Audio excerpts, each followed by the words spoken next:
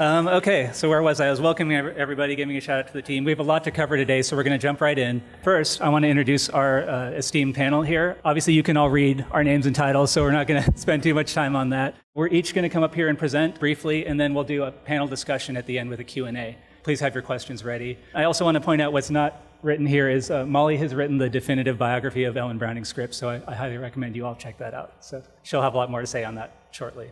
So last summer, we started with a team of student researchers from Professor Goode's class. There were a number of books on CGU's history, all of them excellent, that go up to about the 1970s.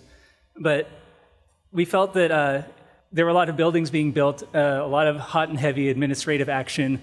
But what we really wanted to talk about for our 100-year history of CGU was people and ideas.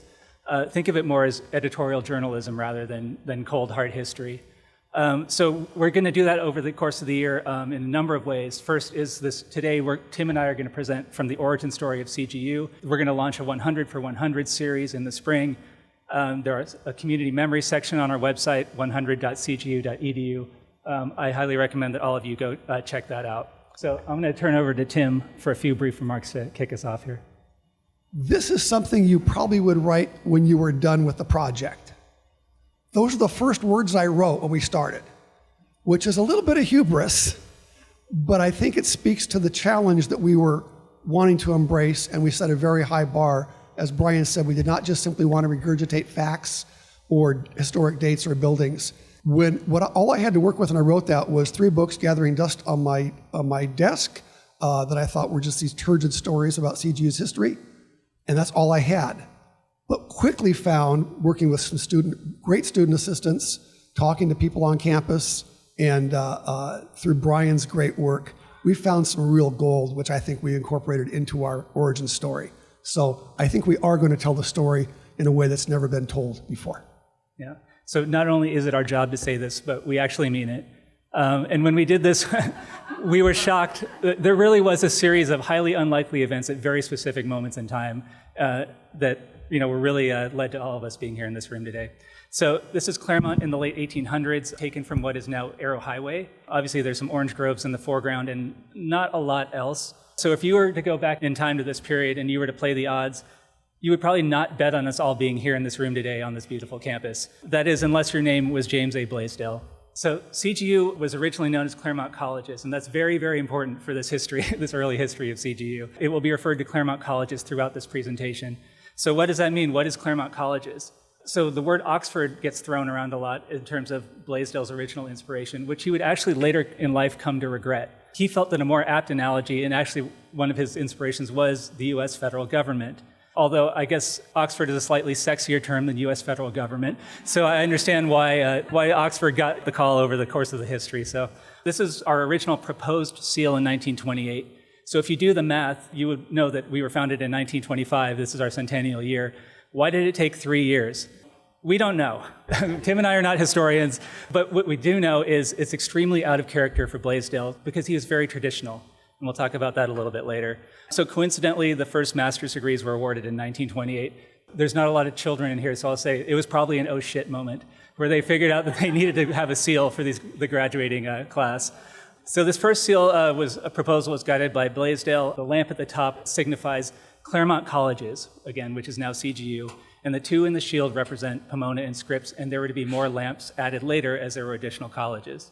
So the CGU people in the room are probably screaming about the Latin motto here. That is not our actual motto today, so I promise we'll talk about that too. Okay, so officially adopted in 1929, I want to talk about some of the key changes here, and this actually says a lot about where we are today. From most to least obvious, our name and the founding year are here, but there are now 3 lamps inside the shield, and that's not what Blaisdell envisioned. He did not see Claremont Colleges as a pure standalone institution.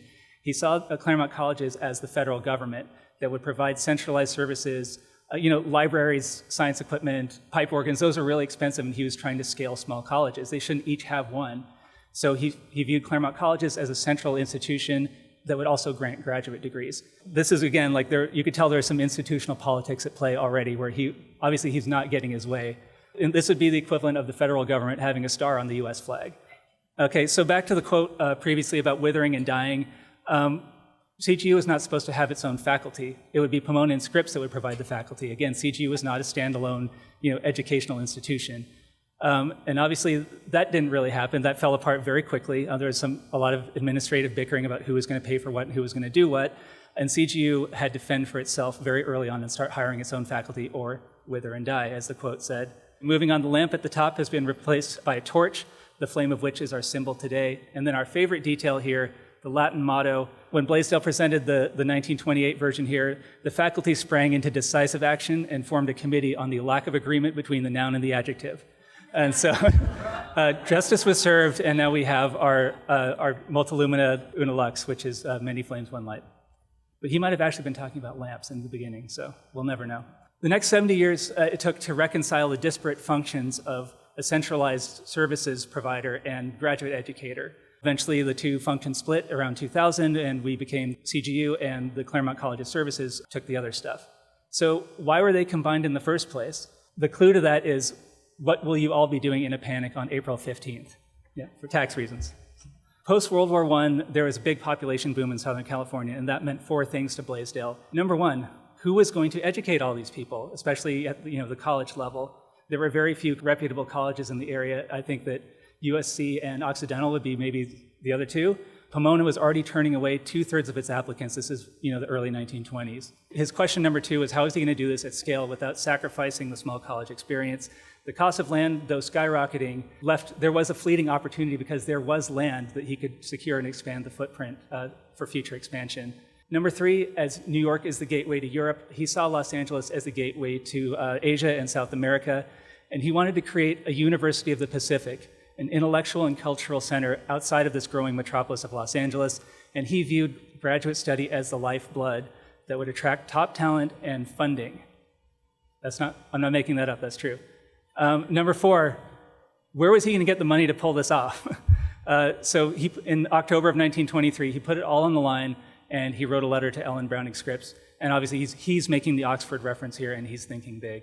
So while Blaisdell is credited as our founder, none of this is possible without Scripps, and we hold them in equal regard as builders of CGU. And it's pretty simple. No Scripps, no consortium. Tim and Professor McClain will speak about Blaisdell and Scripps in much more detail later, so I'll just explain the photos here. This is Blaisdell in his pre-Pomona days as professor of biblical literature at Beloit, and this is Ellen Scripps in her newspaper publishing days in Detroit, where she became a self-made millionaire. So Robert Bernard, Blaisdell's right-hand man, took an overnight train from Claremont to Sacramento. It was a beautiful fall day when he filed the Articles of Incorporation for the Claremont Colleges. That day was October 14th, 1925. But why would he take an overnight train to Sacramento to ensure that they were filed on that day? You have to remember that Blaisdell was a traditionalist.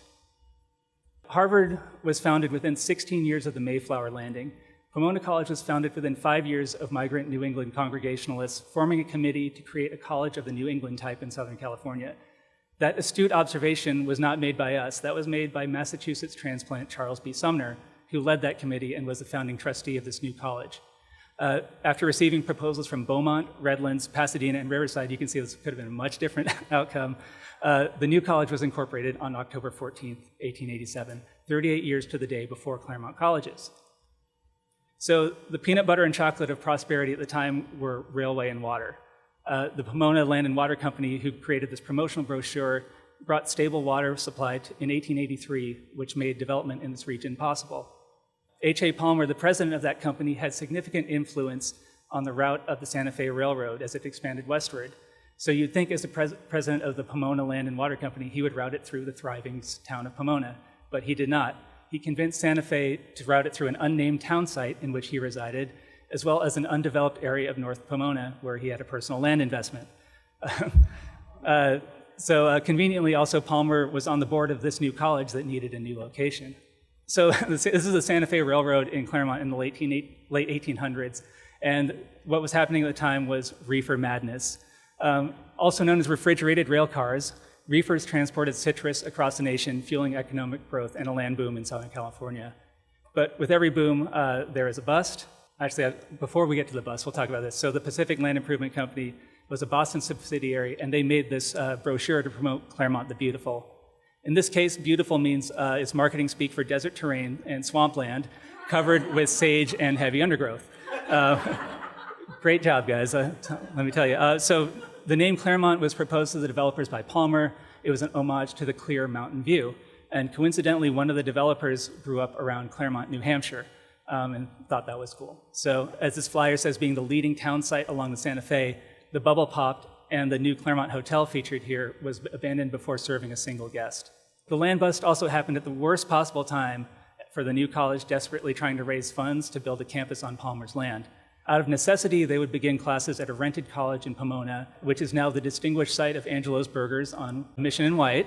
The commemorative plaque has been removed, let's say, maybe stolen. So this photo Pomona is in the foreground of this photo. That's Claremont way, way, way in the background, the fledgling Claremont being kind of dwarfed by Pomona. Clearly this shows that Claremont survived, but how did they survive this certain economic doom? So equally doomed was the site in Pomona. And out of options, they were about to symbolically lay the cornerstone on Palmer's land in North Pomona. But the Pacific Land Improvement Company threw a Hail Mary, and they said that the college could have the abandoned hotel for free and the surrounding land. So out of options, the board accepted, but they kept the name Pomona College as a concession to the city of Pomona, intending someday to move back. No spoilers, but the hotel was renamed Sumner Hall in honor of Sumner's wife, Mary, and all life in the college began under this one roof. And we mean all. Not only classes, but faculty, students, and their families lived here. That must have been fun. This is a glimpse inside Sumner Hall. This is poet, historian, and activist Edith Parker in her dorm room around 1903, when this became exclusively a women's dorm. And somehow this wooden building survived over 2 decades of close calls, from fires being caused by kerosene lamps, wood stoves, light bulbs, curling irons, and botched chemistry experiments, before a better solution would come along, which Molly will talk about. Okay, and this is what we mean by spirit of the West. So Dean Norton, this was the first dean of Pomona College, and obviously he was one of the first to build a home near the campus. He also bears the distinction of being the first person in Claremont to grow a lawn. So there's his lawn.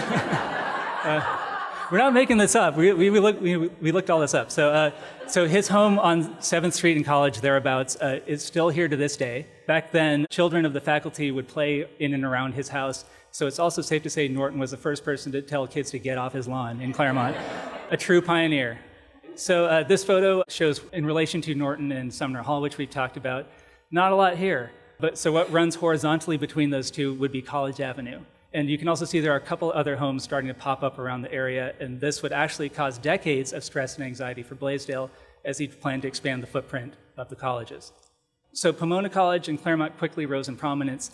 In 1903, Harvard graduate Theodore Roosevelt spoke passionately to a crowd of over 6,000 people about the role of education in society, among other things. Roosevelt came at the invitation of George A. Gates, the third president of Pomona. There's a lot of other great historical photos and some articles written on this. You should check that out on 100.cgu.edu, the origin story. It's all there. Significant growth in enrollment. As the population boomed, Pomona was actually able to maintain around a 12-to-1 student-to-faculty ratio, kind of staying true to the ethos of a small liberal arts college. I don't know if they were thinking about it that way, but they did. So in 1915, limits were placed on the amount of incoming freshmen, also to preserve that student-to-faculty ratio and experience, and a cap was placed on total enrollment in 1920. 53% of the first 1,000 graduates went on to grad school, probably most of those not at Pomona. Blaisdell clearly recognized the need, but more pressing matters took him 5 years into his presidency to shift focus towards developing true grad programs, and another 5 years for those to come to fruition. So by all measures but one, President Gates' time at Pomona was a huge success. He raised the national profile significantly, and he enlarged the campus, he doubled enrollment, and he was beloved by students. Pretty good. One problem, Gates, by his own admission, was not a fundraiser. Charles Sumner, who was the fundraiser, suffered a nervous breakdown, desperately trying to raise money again to save the small college. And so he spent a month in Hawaii recovering. And so that responsibility, unfortunately for Gates, fell to him. So Gates said, "Hold my beer," and he resigned soon after with broken health and discouragement, and he took a 6-month trip to Australia and New Zealand to recover. Meanwhile, the clock was still ticking on the debt. So this is not a gallows for Gates. This is the cornerstone being laid for Carnegie Hall in the glory days of 1907, 2 years before his resignation. Fast forwarding in time, now back in action, Sumner was looking for a new president. He traveled the Pacific Northwest, the Atlantic Seaboard, and the Midwest, searching for a new breed of administrator with financial acumen.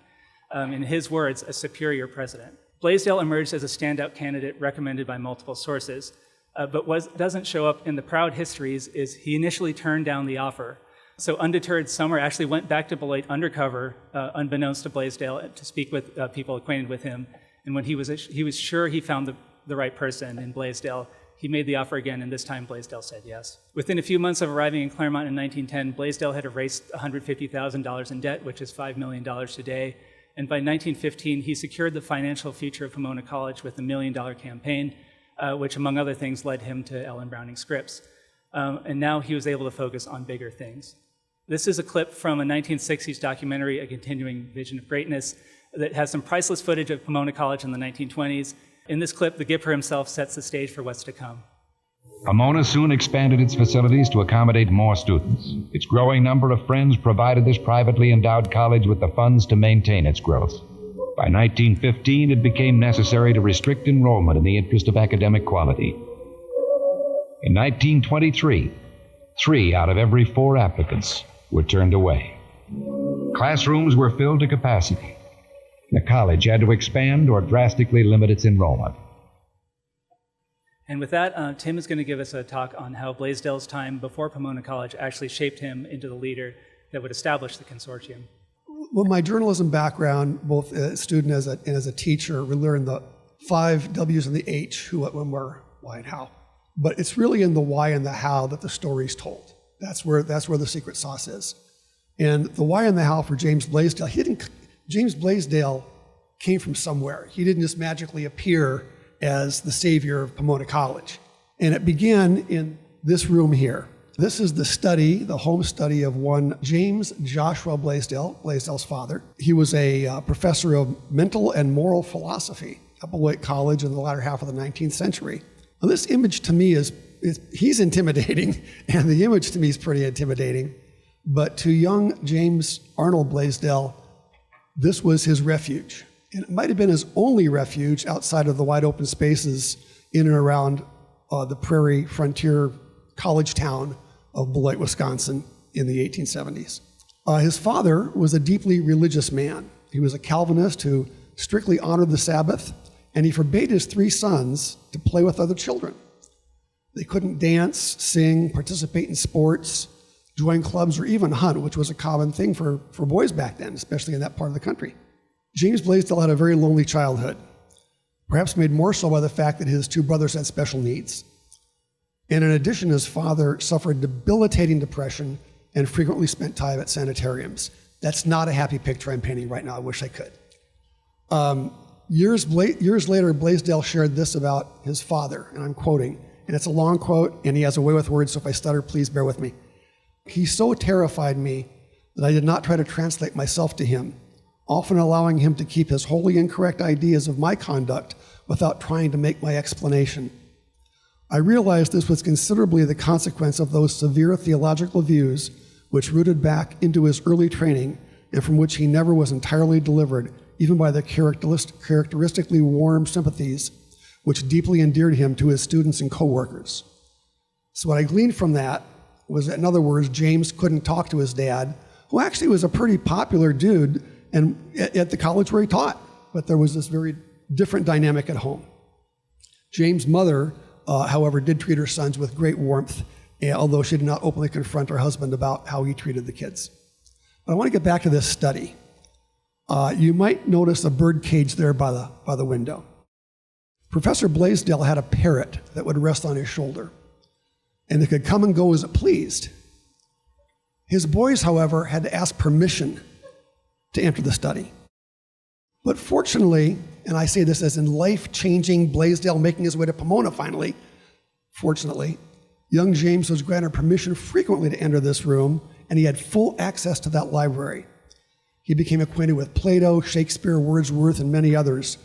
They challenged his thinking and fueled his imagination, and this was the beginning of a rich intellectual life that he lived the rest of his life.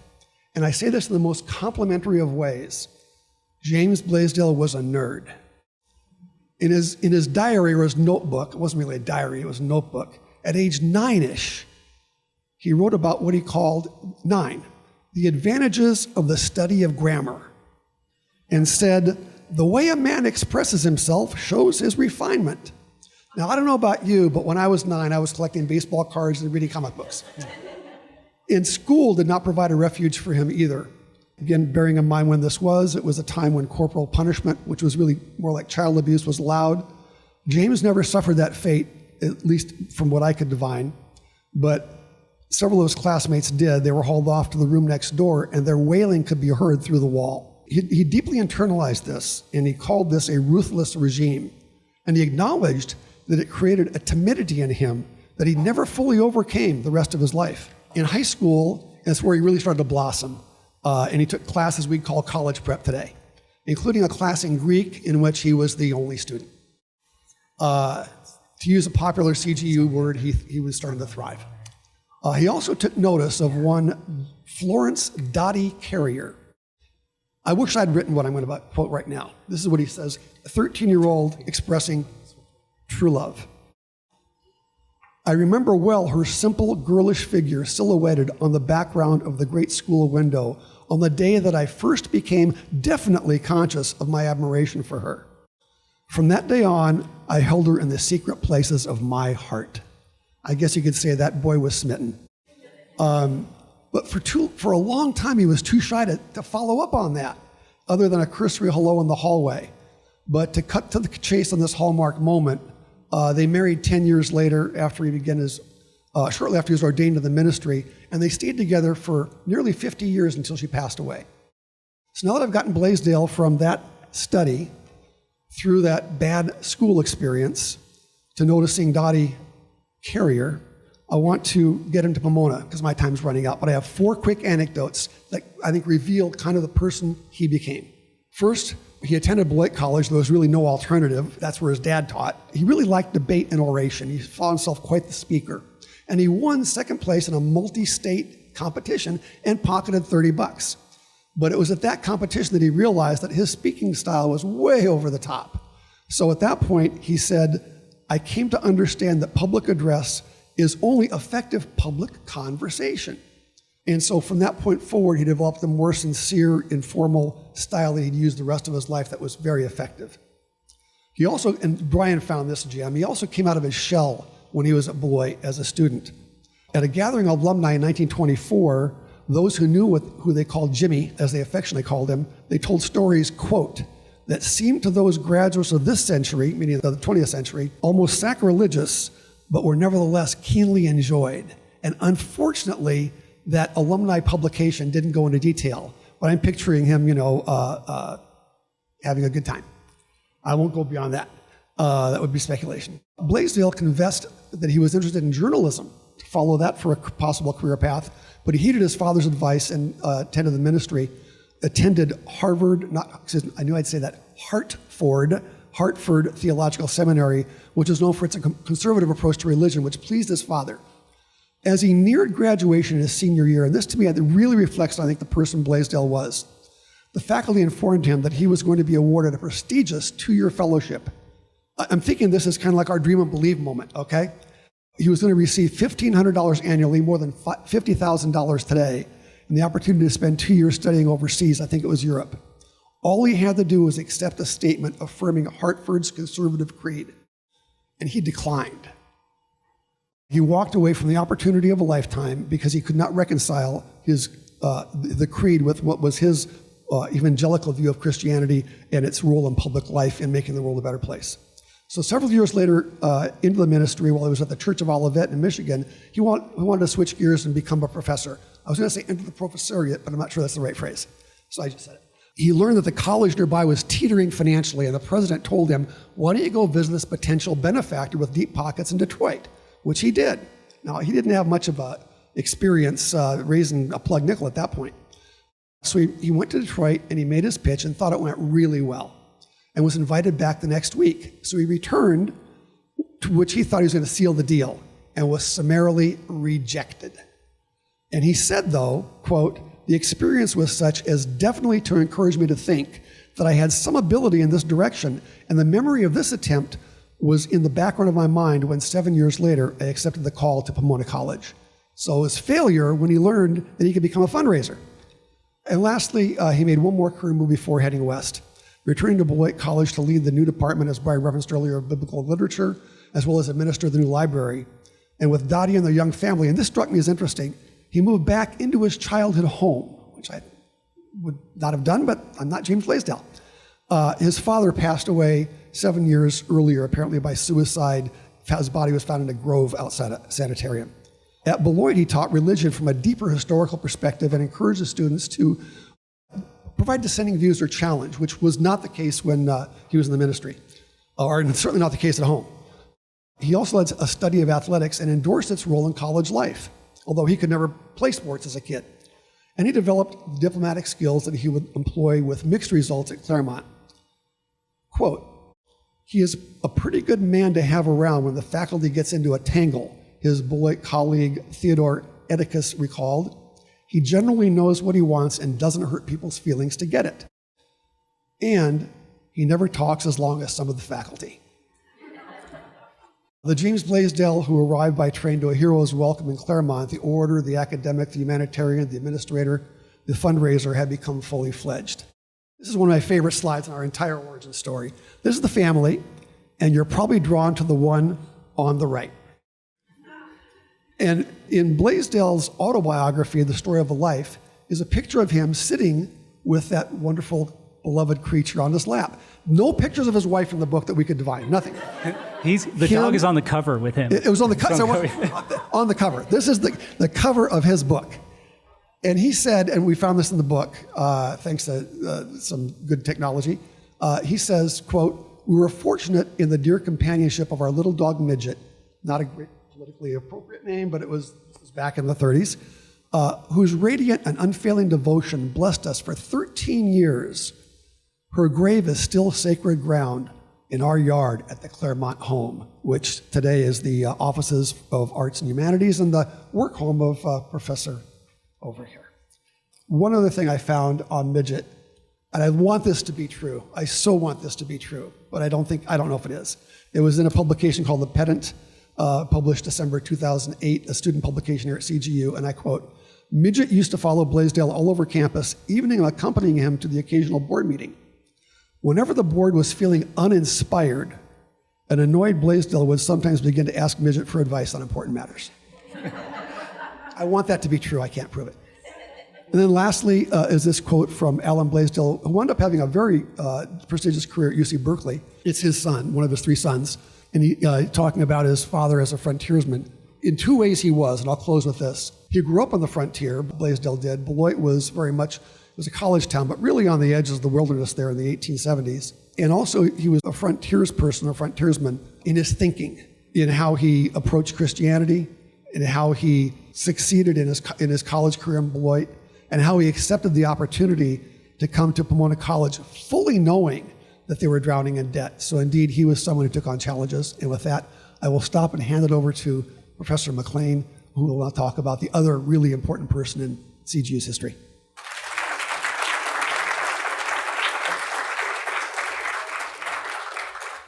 Hello, I'm Molly McClain. I'm from San Diego, actually, and I've just come here to say happy birthday, Claremont Colleges.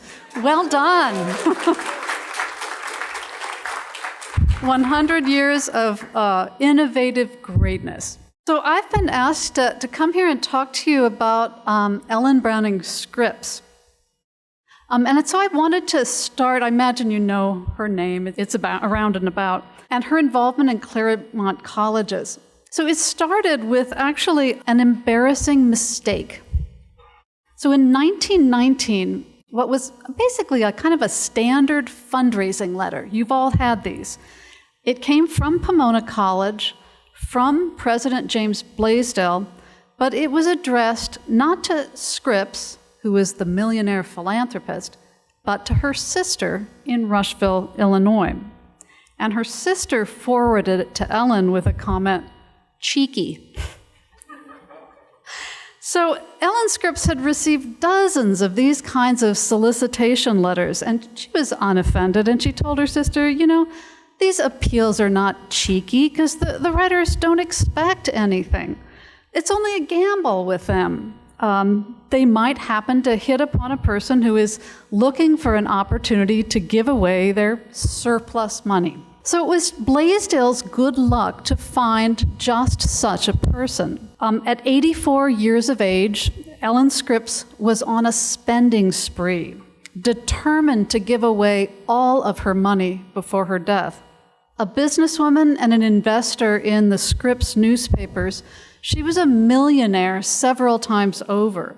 She had never married, she had no children, her extended family didn't need her money, and so she continued to empty her bank accounts. She funded hospitals and research institutions, libraries, public parks, playgrounds, schools in the US and abroad. So Scripps was kind enough to reply to Blaisdell's fundraising letter, telling him that she might be able to provide a modest sum of money for the construction of a women's dormitory at Pomona College. She said, "At my age, I don't like to enter into long-term pledges." She's 84. But she felt actually very strongly about the cause. She thought that Pomona College women should not be living in rented rooms or in a fire-trap old hotel. They needed a dormitory where they could bond and develop a sense of community. So it's interesting, in her letter, she referred to the immediate political context, the year 1919. So historians consider 1919 to be an extremely volatile year in US history, marked by widespread labor unrest, racial violence, and a Red Scare that targeted suspected radicals and anarchists. Newspaper headlines were dominated by events such as the Chicago race riots, the Boston police strike, and the Palmer raids. The country was grappling with the transition to a peacetime economy after the First World War, and the influenza pandemic continued to claim lives. Prohibition was enacted in 1919, which effectively criminalized the leisure habits of immigrants and the working class. So in her letter, Scripps wrote, "The world does seem out of joint." And she explained that this was the reason that she wanted to support Pomona College. And she quoted Shakespeare's Hamlet, "It is no cursed spite that gives individuals the opportunity and the obligation to help set it right." Blaisdell picked up on this theme right away, and he replied, "Out of the deep pain of this broken world, there ought to be developed a vaster cult of compassion than the world has ever before known, and if so, it shall be worthwhile." And so this is the spirit in which the Claremont Colleges and Claremont Graduate University was founded. Blaisdell and Scripps imagined an institution of higher learning in which the values of community and compassion and service to others would counter the divisive forces threatening to tear at America's social fabric. By designing a university of colleges anchored by a graduate school, they created an educational model that preserved the kind of intimacy and personal attention, even character development, that was provided by the small college experience, while also advancing rigorous pre-professional training. So it was a combination of timing and good fortune and personality that connected Blaisdell with Scripps. And the two, in many ways, shared some characteristics, and certainly many of the same values. A disdain for wealth and ostentation, sympathy for the rebels and the outcasts, and confidence that education could improve the lives of ordinary people. These values were also shared by Scripps's attorney, Jacob Harper, who played a major and an often overlooked role in the creation of the Claremont schools. So J.C. Harper, yeah, what a treat. He was a small, feisty man with a flair for what they said was pungent phrasing, little salty. And as a young man, he had been a muckraking journalist, out to fight the bosses and the ruling class. And he went on to become general counsel for the Scripps newspapers, and later, Ellen's right-hand man. So he's basically the dragon that guards her castle and makes sure no one takes advantage of her, particularly as she enters into old age. Harper worked closely with Blaisdell to iron out the details of the Claremont plan and involved himself in pretty much every major decision and a lot of minor ones too. So the work of Scripps, Blaisdell, and Harper extended through the 1920s and into the 1930s. Scripps made possible the purchase of more than 300 acres of land, including the 4 city blocks where Scripps College is today, Indian Hill Mesa, and the Ontario Water Company tract. She funded Scripps College for Women, ensured that a land trust supported its development, and encouraged Blaisdell's $3 million fundraising campaign. She contributed to the construction of the library, the graduate school, the administration building of the Claremont colleges, and at her death, she donated her collection of books, estimated about 2,500 volumes. So the Claremont Graduate University played a key role in Scripps's mission. So from the very start, she wanted to ensure that women had access to pre-professional training in whatever field they chose. It could be law, it could be politics, it could be science. This was a central goal for her. So initially, the graduate school, starting in 1925, focused on the very modern childhood education, since so many women went into teaching as a career. And it, in fact, built on a pre-existing certificate program at Pomona College. But CGU very quickly added master's degrees programs in economics and history and philosophy and sociology, political science, followed by PhD programs. And the goal was to equip future leaders, both men and women, to deal with the very complex challenges of the modern era. So in the turbulent aftermath of 1919, as Americans grappled with racial unrest and social upheaval, Scripps's investment in higher education stood as a beacon of hope, really, and forward thinking. And the inscription on the west side of Harper Hall expresses her vision. Quote, "This building is a symbol of a house not made by hands, in which shall dwell the spirit of truth and justice and comradeship." So she's saying it's more than a building. It's a space, as you well know, where students and professors build community across difference and work to build a better world. Thank you.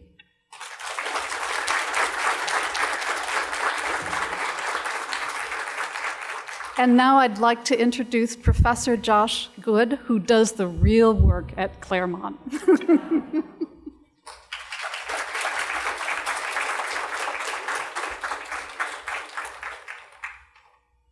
I have to say, I've been here now 16 years. I still think of myself as the new guy. You're a historian, so 16 years is new. So I still think of myself as the new guy.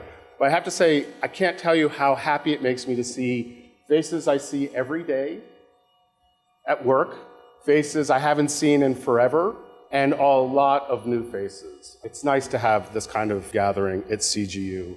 Thank you all for coming. That's not my talk. So, we often quote James Blaisdell's line that the center of a great college is in great conversation, but we sometimes forget the context for that comment. Blaisdell was noting that being stuck in the solitary exercise of reading books and doing research in any university ignores the fact that many of the great books one reads began really as conversations. He was a man of his time. The books Blaisdell was referring to were ancient ones that were never written as books, but were spoken or sung. Socrates, Homer, even the Bible. He was a minister, after all. Great thought, he went on, emerges in groups because we, quote, talk together. Education requires a conversation. So yes, Books are good, but everything good begins as conversation. At Blaisdell's core, and at the core of the group plan, which I'm sort of hoping everybody knows a little bit about, in other words, the consortium, the group of Claremont colleges, was his belief in the small liberal arts college. What the group plan, the consortium, the Claremont colleges represented for him was a concentration of a model of higher education that was beginning to ebb by the time he arrived at Pomona and had become president. The era of new small liberal arts colleges had reached its peak, 1870 to 1900 or so, and was slowing. But Blaisdell, regardless of how he was going to implement the idea of a consortial set of colleges, of the group plan, regardless of the structures and how the relations and finances and services were to be shared and managed, regardless of the operational confusions and the mottos and the seals and the problems we've been discussing in this group plan for about 100 years, and more on that in a bit, he still favored the liberal arts model. He even shared with colleagues and donors, supporters, the lukewarm and the downright resistant, an ethos for the Claremont colleges, a belief in smallness, in seminar, not lecture, multidisciplinary research and teaching, in managed but independent relations between students and their work, and a loftier sense of a committed and interconnected approach to higher education. Blaisdell often said he wanted an intimate enough set of schools for there to be one dining hall. That was not in the cards. But he did draw closer to the mark when he said that a good class takes place when it has the number of people you can fit on a small log. I haven't tried it. So, charged as I am to talk a little bit about the group plan, the post-1928 life of the Claremont colleges, I'm going to illustrate with books how the group plan, the consortium, and its history represent really a paradox. The structures have proven to be, I dare to say it, a vexed issue. But the ideas and the values at the heart of what motivated Blaisdell remain as the DNA that makes CGU able to celebrate and worthy of celebrating its 100 years. You might be surprised, and we've had some references to the books, you might be surprised how many books there are about the founding of the Claremont colleges. Short books, shockingly long books. There is an autobiography that Blaisdell wrote that was published after his passing. There is a near 800-page tome that gets all the way through the 1970s. There are a few different biographies and a dissertation or two. Let me quote from a few and see if you can spot a common theme and the reasons why it is better to focus on values that undergird the group plan rather than the structures and relations and operations. So, the title of that primary book, the 800-page monster, is The Unfinished Dream. In the early 2000s, Malcolm Douglas, a former faculty member, described this place as Phoenix in academe. Phoenix, right? The mythological bird that keeps dying and coming back to life. In the opening of that book, its foreword, written by Professor Mary Grogan, some of you know, the words foreboding, disappointment, uncertainty, institutional turmoil, doomed all appear in its first 4 sentences. Robert Bernard, in his eulogy of Blaisdell in February 1957, which took place down the street at Bridges Auditorium, breaks Mary Grogan's record by noting just 3 lines in that he most will remember Blaisdell's fortitude in the face of difficulty in the early formation of the group plan. Quote, "Only a man of rare energy and imagination could possibly be a match for the problems that were to arise." And mind you, more than 20 years in to the group plan, Bernard was pointing out that formative period has never ended.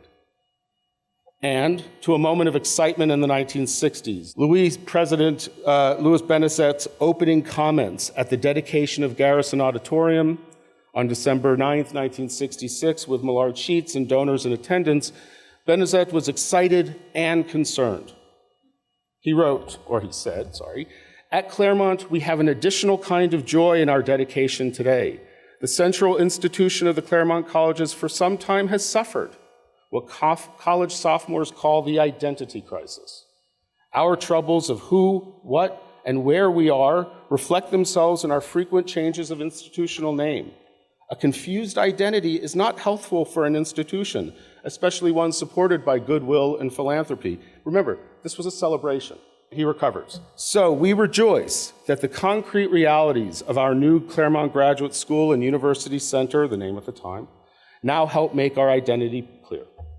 So you probably get the point at this point. All of those histories, all of those books, our discussions of our past usually focus on promise and difficulty, the resistances and the successes of the operation of the consortium. I'm asking you to indulge me in sparing you the history of the structure of the Claremont colleges, the name changes that hover now at about 6, though I might guess that I think we've been CGU for about as long as we've been most of the other names. The honest and energetic efforts to find management structures for their moment and the needs of the different colleges in the consortium that fostered what John McGuire called, again, paradox, shared autonomy of the system. From the founding of the Claremont colleges to Claremont College to Claremont Graduate School and Claremont University Center to Claremont Graduate University and the Claremont Colleges Consortium, do we manage as a collective with leaders from each institution cycling through periodic appointments? Do we have an educational council or a group of academic deans from each school sharing academic endeavors, or a council of presidents and a shared provost and manager of the Claremont School? These are all titles that have cycled through the years. And to the presidents of the colleges and a dean of a graduate school or chancellors, all words we've used, all titles we've created, all honest and energetic efforts to find ways to coalesce a shared, complicated educational mission and develop non-redundant strengths that occupy so many of the history books of this place. There is the story of how the graduate school developed its faculty in the 1920s, Dr. McClain just shared. In the 1920s and early 1930s, either on loan, teaching over their regular load of classes from Scripps and Pomona because they wanted the experience or depth afforded by teaching at the graduate level. The difficulty in finding and paying faculty from the colleges became, in a way, the impetus for the growth of the graduate school, so that by 1975, our 50th, there were nearly 60 CGS, Claremont Graduate School faculty, and by the 1990s, after the growth of programs, building, and philanthropy, many dozens more, and about 130 today. A different read of the same books, therefore, also reveal, and this is the crux, a different read of the same books also reveal a surprising continuity of approach and values about graduate education that undercut this history just of management structures and issues. One constant at CGU has been the view of a small liberal arts graduate school in what Blaisdell called a corporate intimacy, almost anticipating Peter Drucker, maybe. A corporate intimacy of the small schools all working together with a shared mission for small classrooms, engaged teaching, and a need to be broad-minded, interdisciplinary, and engaged to bring their education to the world. To quote, follow the problem and do research that matters, 2 mottos of CGU since I've been here. In one of his final speeches to a large audience, to alums and donors and students and faculty at UCLA in 1953, Blaisdell recounted how convinced he was in the shared model of the colleges. He's letting them know that the large universities remain part of the problem, not the solution. Democracies demanded workers and expertise. And even for the graduate school, where education would be a bit more specialized, Claremont avoids the pitfall of large university programs where, and I'm quoting him, and this is gendered language, he's a person of his time, the concern for man's equipment had subordinated the concern for the man's self as an influence in his world. I think most of us would have to say that education, as of today, is not only too departmentalized, it is too much itemized for sale to be applied, and that there is all too little sense of the whole to which each item is indeed contributive. Or what Barnaby Keeney, LBJ's appointment as the first head of the National Endowment of the Humanities, said in his 1971 inauguration as CGS's president, Claremont Graduate School's president, that the particular purview of graduate education at a small liberal arts school is to inhibit, quote, society's disinclination to ask why or to ask where are we going. Education really should be a series of improvisations, some new and some old. If you take an idea and scratch it long enough, you'll find out Socrates was thinking the same thing. He was a historian. But it can be new and valuable in the way in which it is applied. In 1940, Edwin Embry, the president of the Julius Rosenwald Fund, a foundation devoted to bringing primary school education to the poorest, most neglected parts of the country, lauded the graduate school, lauded CGS, in his own speech to graduates at commencement. And what he liked about what we do was the crossing of disciplines. I should like to see Claremont, he said to the students, make a frontal attack on the central question of today, this is 1940, how diverse peoples may live together happily and successfully in a rapidly shrinking world. The success of this vital problem involves many kinds of study, many approaches, which for the convenience of the academic schedule, we often think of as separate disciplines. But the unity of the problem and the directness of the objective call for cohesion and interplay between the subjects. And he thought we were doing a good job of that. Or what the longtime English professor Albert Friedman said at the half century of CGU, that, quote, we are a small, personalized, custom-tailored operation that might develop people who are more on the side of wisdom and criticism and appreciation. And I can't help myself, I apologize, from the history faculty in 1975, writing in their annual report to the dean. Did you wake up thinking you were going to hear about a faculty report to the dean in 1975? It's fascinating. The faculty explained that the work the department had done to revamp its curriculum was our principal objective centers on experimenting toward developing true interdisciplinary education on the graduate level and on gearing our studies toward training students as individuals with their own unique interests and talents. At the conclusion of their report, they added one more element, one more theme, the desire to be student-centered, to meet students where they are in their lives, intellectually, socially, to design a heavily individualized curriculum. This is not often the case in graduate school. From the beginning, we have sought to stimulate students to design their own programs, to seek out the methods they find most promising in furthering their personal aims and professional ambitions. Henry Cook, also around the same time, said that from the early days, all faculty worked with all students, whoever they were, wherever they were. This was before transdisciplinarity. My seminars very frequently met in my home, and the students became really part of the family. That kind of spirit continued during all of my tenure at Claremont, which lasted roughly from the 1930s to the 1970s. So even when those new buildings began to appear in the 1960s and 1970s, and we're sitting in one of the ones, even the new buildings which began to appear, Albert Friedman saw as a healthy challenge. We make much of our smallness as a graduate school, he said, of our personalized attention to our students. The new buildings will be themselves a pretension, laying a healthy obligation on everyone connected to the graduate school to make what goes on within these walls worthy of the walls themselves.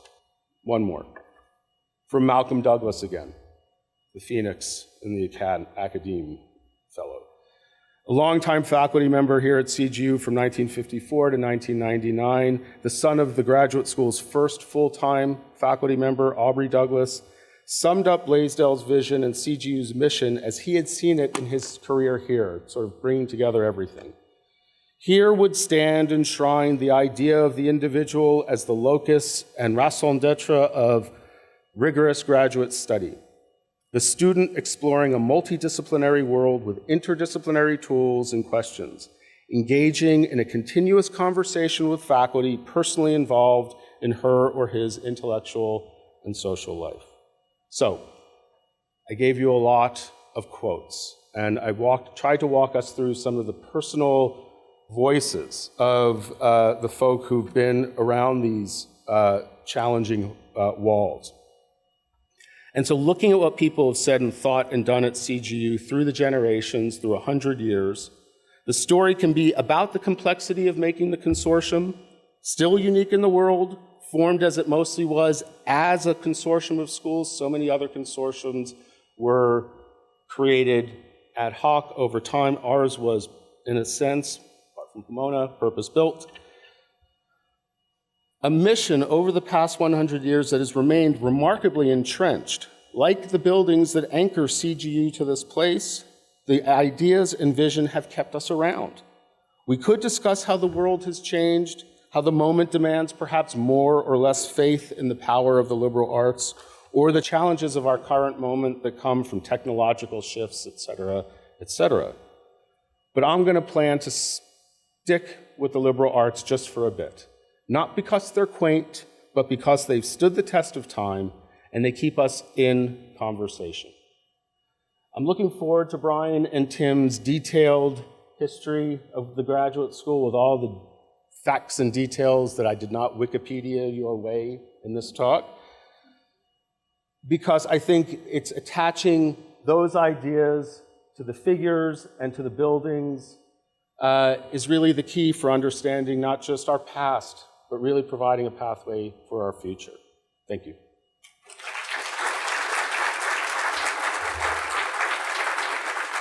And so just one last note. I will say, there was another idea about, I love that last image with the Disneyland-like tram.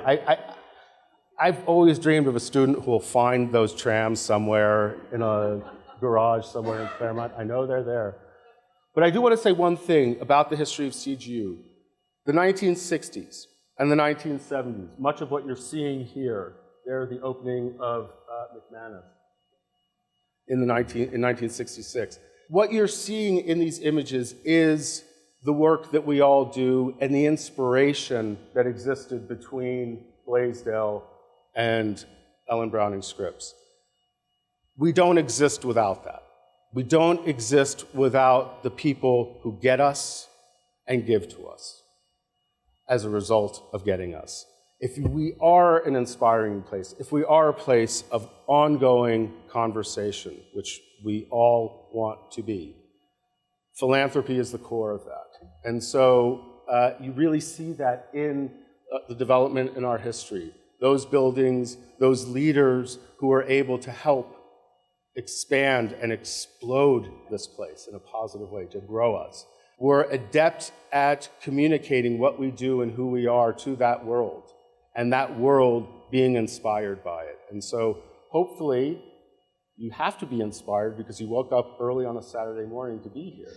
So I hope that inspiration is something you can maybe put away and walk away from this events today with. Thanks.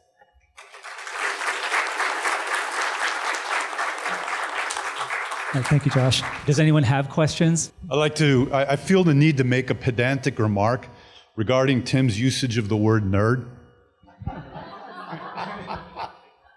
Now, you see, a person with great practical skill but quirky social skills, that's a geek. A nerd is bereft of all those skills. So I think Mr. Blaisdell would be better honored with the moniker geek. Thank you. Hi, Andrew Alonso with the Claremont Courier. What was as you were researching, what stood out to you about the CGU story, in your specific, field that you were tasked to look into and all that good stuff? Okay, everyone's looking at me and I'm holding the mic, so I'll go first. So I grew up in Claremont. My dad, in the back row there, taught at Pomona College for around 35 years. I didn't know most of this stuff. These are not things that you're taught growing up here, which is very strange. But what really stood out to me was, I think I mentioned it, this almost didn't happen so many times. It took such a very specific set of people and circumstances, points in time, for this all to unfold the way that it did. And the other thing that really stood out to me was when we first started digging into the research, it kind of came out that Blaisdell looked back on his legacy as a bit of a failure. And I was like, what do you mean? The Claremont colleges are great. But when you put that in perspective of, he wanted to build Oxford. If you saw some of the maps, he wanted to go north of north of Foothill Boulevard to Indian Hill, where the Botanical Gardens are now. He wanted to keep going. He envisioned, way more than 5 undergraduate schools. So I think that was the other thing that really stood out to me. A condensed version of what I just was saying, that what stood out to me when you read our history and what people write down and the issues and themes. It's a lot of debate and confusion and concern and worry about structure. And, we have that today. And what is more compelling is 100 years of everyone seeming to agree that the places matter and the approach matters and the students matter. So to me, I don't know if it surprised me, but it certainly was confirming. This was my second round reading through those tomes, and that's what jumped out this time. So. I guess what jumped out to me is what a utopian social project this was.